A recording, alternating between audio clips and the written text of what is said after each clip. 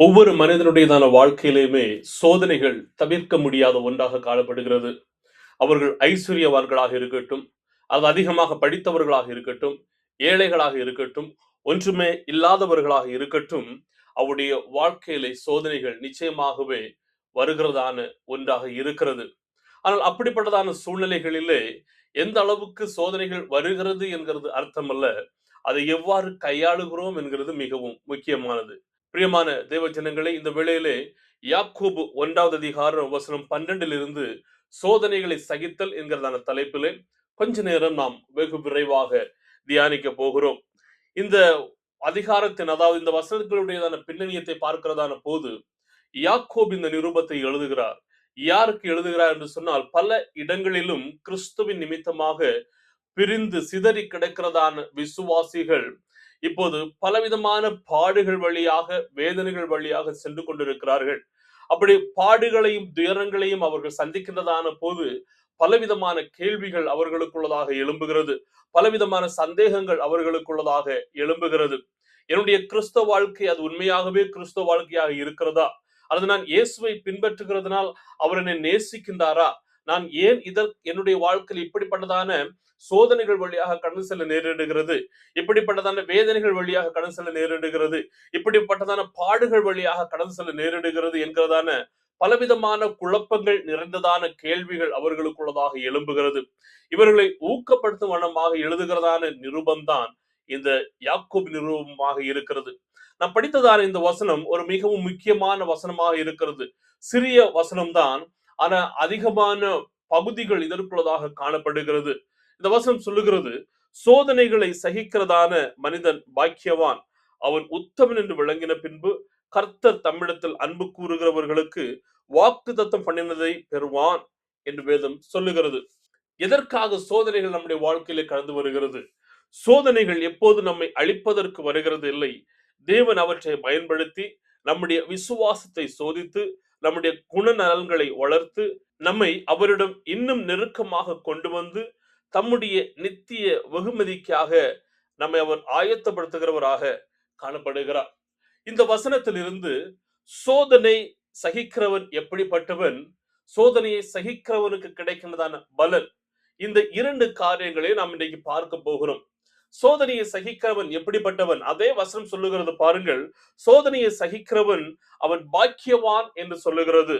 இந்த பகுதி சோதனை சகித்தல் என்று சொல்லுகிறதான போது, ஒரு மனிதனுடைய வாழ்க்கையில பலவிதமான பாடுகளும் நெருக்கங்களும் பல நிலைகளில் அவனை சூழ்ந்து கொள்ளுகிறதான போது, அவன் கிறிஸ்துவை விட்டு விலகாதபடிக்கு தன்னுடைய விசுவாசத்தில் நிலைத்திருந்து அவன் முன் வைத்ததான காலை அவன் பின் வைக்காத படிக்கு அந்த பாடுகளை வேதனைகளையும் சகித்து அவன் முன்னோக்கி செல்லுகிறதான ஒரு அனுபவத்தை அது குறிக்கிறதாக காணப்படுகிறது.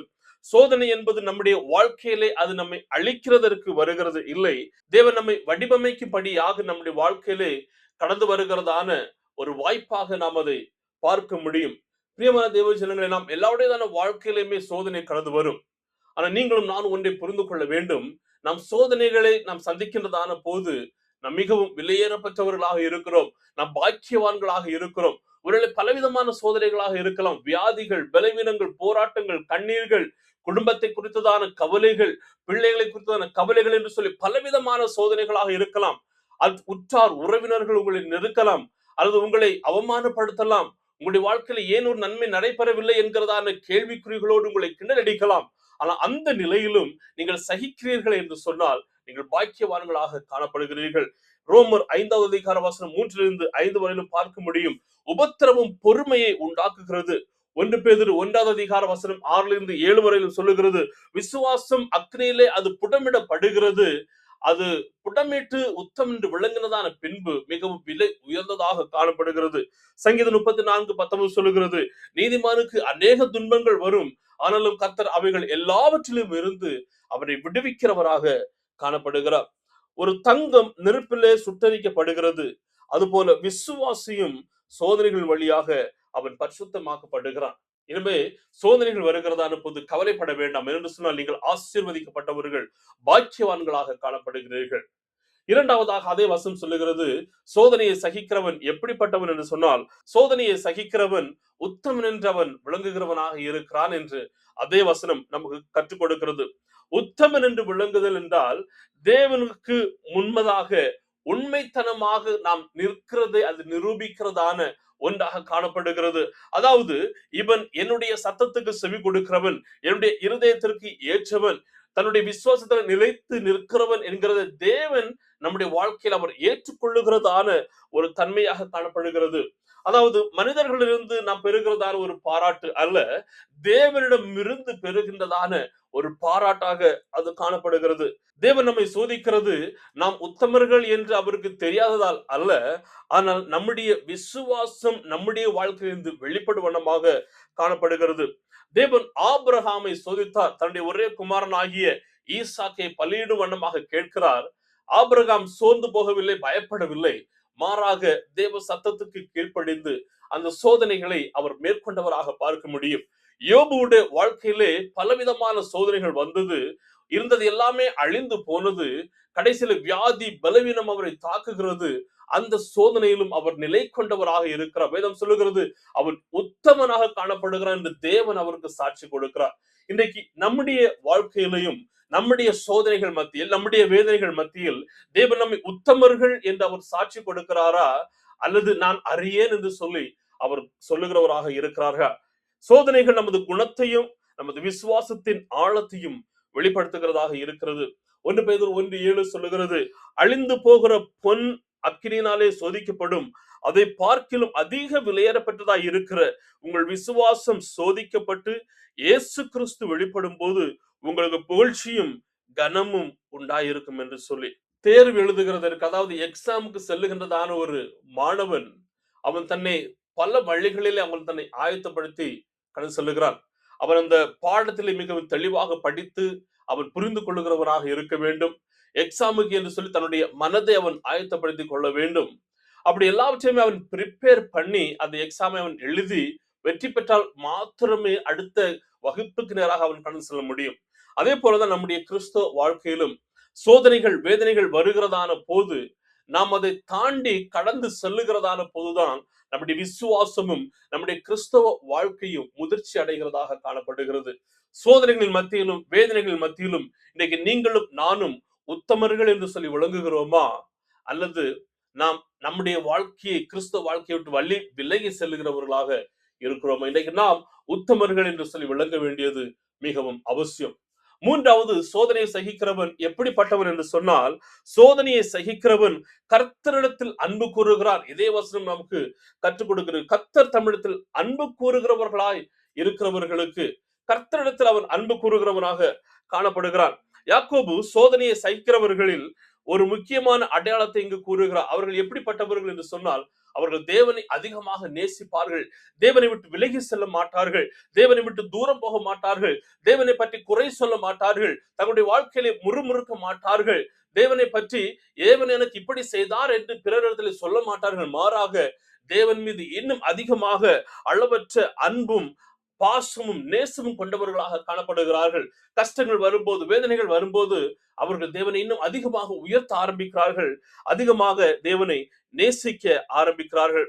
தேவனை நேசிக்கும் விசுவாசி சோதனையை ஒரு தண்டனையாக அல்ல, தேவன் தன்னை உருவாக்கும் ஒரு செயலாக அவன் தன்னை காண்பிக்கிறவனாக இருக்கிறான். எனவேதான் யோவான் 14:15 சொல்லுகிறது, நீங்கள் என்னிடத்தில் அன்பாய் இருந்தால் என்னுடைய கட்டளைகளை கை கொள்ளுவீர்கள். உபத்திரவம் வரும், பாடுகள் வரும், வேதனைகள் பெருகும், ஆனாலும் அவருடைய கட்டளைகளை கை கொண்டு அவரை இன்னும் அதிகமாக நேசிக்கிறவர்களாக நீங்களும் நானும் காணப்படுவோம். ரோமர் 8:35-39 வரையிலும் அந்த வசனங்கள் சொல்லுகிறது, உபத்திரவமோ பாடுகளோ வேதனைகளோ ஒன்றும் தேவனுடைய அன்பை விட்டு பிரிக்க முடியாது. எப்படி? நாம் அவர் மீது உறுதியாக இருக்கின்றதான போது. என்னை கேட்டுக்கொண்டிருக்கிறதான அருமையான தேவஜனங்களே, உங்களுடைய பாடுகள் வேதனைகள் மத்தியிலும் உங்களுடைய சோதனைகள் மத்தியிலும் எந்த அளவிற்கு நீங்கள் தேவனை நேசிக்கிறீர்கள்? தேவனிடம் கிட்டி சேருகிறீர்களா, அல்லது தேவனை விட்டு விலகி செல்லுகிறவர்களாக இருக்கிறீர்களா? இன்னைக்கு நாம் தேவனிடம் கடந்து வர வேண்டும். சோதனைகளை சகிக்கிறதான மனிதன் தேவனை அதிகமாக நேசிக்க ஆரம்பிப்பான். தேவனுடைய சத்தத்தை அவன் கேட்க ஆரம்பிப்பான். தேவனோடு கூட நெருங்க ஆரம்பிப்பான். தேவனுடைய வார்த்தைகளை அவன் பின்பற்ற ஆரம்பிப்பான். அவன் ஒரு துளி கூட தேவனை விட்டு விலகவே மாட்டான். இன்னைக்கு நாம் ஆராய்ந்து பார்க்க வேண்டும். இப்படி சோதனையை சகிக்கிறதான மனிதனுடைய வாழ்க்கையில கடந்து வருகிறதான நன்மை என்ன? அதே வசனம் கடைசி பகுதி சொல்லுகிறது, அந்த சோதனைகள் மத்தியிலும் தேவனிடம் நிலைத்திருக்கிறவர்கள் ஜீவ கிரீடத்தை பெற்றுக் கொள்வார்கள் என்று வேதம் சொல்லுகிறது. இதுதான் ஒரு முக்கியமான ஒரு தன்மையாக ஒரு கிறிஸ்துவனுடைய வாழ்க்கையிலே காணப்படுகிறது. ஒருவேளை சோதனைகளை அதிகமாக இந்த உலகத்திலே சந்திக்கலாம், வேதனைகளை அதிகமாக இந்த உலகத்திலே சந்திக்கலாம். அவர் சந்திக்கிறதான சோதனைகளுக்கும் வேதனைகளுக்கும் இந்த உலகத்திலே அவருக்கு எந்த விதமான ஒரு பிரதிபலனும் கிடைக்காமல் இருக்கலாம். ஆனா நிச்சயமாகவே பரலோகம் அவனுக்கு பலன் கொடுக்கிறதாக இருக்கிறது. என்ன பலன்? ஜீவ கிரீடம் என்று வேதம் சொல்லுகிறது. இந்த உலகம் கொடுக்கிறதான கிரீடங்கள் அழிந்து போகும். உலகம் கொடுக்கிறதான நற்பெயர்கள் அது ஒரு நாள் அழிந்து போகிறதாக இருக்கும். உலகம் கொடுக்கிறதான செல்வம் நிலையற்றதாக இருக்கும். உலகம் கொடுக்கிறதான நன்மையான காரியங்கள் நம்மை விட்டு பிரிந்து செல்லுகிறதாக இருக்கும். ஆனால் நம்முடைய சோதனைகளை சகிக்கிறதான சகிப்பு தன்மைக்கு தேவன் கொடுக்கிறதான பலன், அந்த நித்திய ஜீவன் ஒருபோது நம்மை விட்டு விலகாததாக காணப்படுகிறது. ஜீவ கிரீடம் என்று சொல்லுகிறது நம்முடைய உலக வாழ்க்கைக்கு அப்பாற்பட்டதான ஒரு நித்திய வாழ்க்கையை அது குறிப்பிடுகிறதாக நாம் பார்க்க முடியும். யாக்கோபு இந்த பாடுகள் வழியாக சென்று கொண்டிருக்கிறதான விசுவாசிகளுக்கு சொல்லுகிறார், நீங்கள் உங்கள் விசுவாசத்திலே நிலைத்திருங்கள், உங்களுடைய அன்பிலே நிலைத்திருங்கள், கர்த்தரை பற்றினதான உங்களுடைய நம்பிக்கையை நீங்கள் ஒருபோது விட்டு விலகாதிருங்கள். அப்படி இருக்கிறீர்கள் என்று சொன்னால் நிச்சயமாக நீங்கள் ஜீவ கிரீடத்தை பெற்றுக் கொள்ளுகிறீர்கள். இந்த ஜீவ கிரீடம் என்று சொல்லுகிறது ஒரு வெற்றியை குறிக்கிறதாக கூட இருக்கிறது. இன்னைக்கு நாம் நம்முடைய இந்த உலக பிரகாரமான பாடுகளை வேதனைகளை முடித்துவிட்டு கடந்து செல்கிறதான போது அந்த ஜீவ கிரீடத்தை பெருவண்ணமாக நாம் கடந்து செல்ல வேண்டும். அதற்காக நாம் ஜீவ கிரீடத்தை பெறுகிறவர்களாக ஓட வேண்டும். வெளிப்படுத்துவதான விசேஷம் 2:10 சொல்லுகிறது, முடிவு பரியந்தம் நிலைத்திருந்தால் ஜீவ கிரீடத்தை பெற்றுக் கொள்ளுவா என்று சொல்லி. இன்னைக்கு நாம் நம்முடைய எல்லா விதமான வேதனைகளின் மத்தியிலும் முடிவு பரியந்தம் நாம் நிலைத்திருக்கிறவர்களாக இருக்க வேண்டும். அநேக நேரங்களில் நம்முடைய கிறிஸ்தவ வாழ்க்கை மிகவும் வெற்றிகரமாக துவங்குகிறோம், முடிக்கிறதான போது கூட மிகவும் வெற்றிகரமாக இருக்கும். ஆனால் இந்த இடைப்பட்ட காலங்களிலே பலவிதமான வேதனைகள், சோதனைகள், போராட்டங்கள், நாம் தேவனை விட்டு தூரம் போகிறதான அனுபவங்கள், தேவனை விட்டு விலகிறதான தன்மைகள் இருக்கும். ஆனால் அவைகள் எல்லாவற்றிலும் இருந்து நாம் மீண்டும் தேவனை நேசிக்க வேண்டியது அவசியம். ஒரு விளையாட்டு வீரர் பல ஆண்டுகளாக கடுமையாக பயிற்சிகளை எடுத்து அவன் மறுபடியுமாக பிராக்டிஸ் செய்தால் மாத்திரமே அவனுடையதான அந்த இலக்கை அவன் அடைய முடியும். அதே போலதான் நம்முடைய கிறிஸ்தவ வாழ்க்கையும்.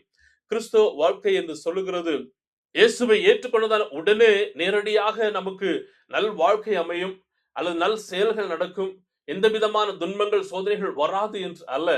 அவைகள் எல்லாவற்றிலும் கடுமையாக நாம் நிலைத்து இருந்து அந்த ஜீவ கிரீடத்தை பெற்றுக் கொள்கிறதாக இருக்கிறது. இன்னைக்கு நம்முடைய வாழ்க்கையில நாம் கற்றுக்கொள்கிறதான பாடங்கள் என்ன? சோதனை வந்தால் ஒருபோதும் மனம் தளரவே வேண்டாம். என்று சொன்னால் தேவன் உங்களை வடிவமைக்கிறவராக இருக்கிறார். சோதனைகளில் ஜெபத்தையும் வேத வாசிப்பையும் விட்டு விடாதீர்கள். உங்கள் விசுவாசம் செயல்பாடுகளில் வெளிப்படும். தேவன் பால் உள்ள அந்த அன்பை எந்த சூழ்நிலையிலும் எதுவும் குறைக்க அனுமதிக்காதீர்கள். இந்த உலகத்தின் தற்காலிகமான கஷ்டங்களை விட தேவனுடைய வாக்குத்தத்தம் நித்திய வெகுமதியை நம்முடைய வாழ்க்கையிலே கொண்டு வருகிறது.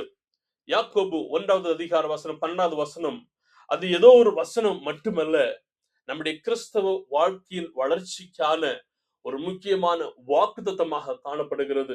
இந்த விதமான சூழ்நிலைகள் உங்களுடைய கிறிஸ்தவ வாழ்க்கையில வரும், ஆனால் நிலைத்திருப்பீர்கள் என்றால் இதே வாக்குத்தத்தம் உங்களுடைய வாழ்க்கையில பெறுகிறதாக இருக்கும். இன்றைக்கு நாம் நம்முடைய சோதனைகளை சகிக்கிறதற்கு ஆயத்தமுள்ளவர்களாக இருக்கிறோமா?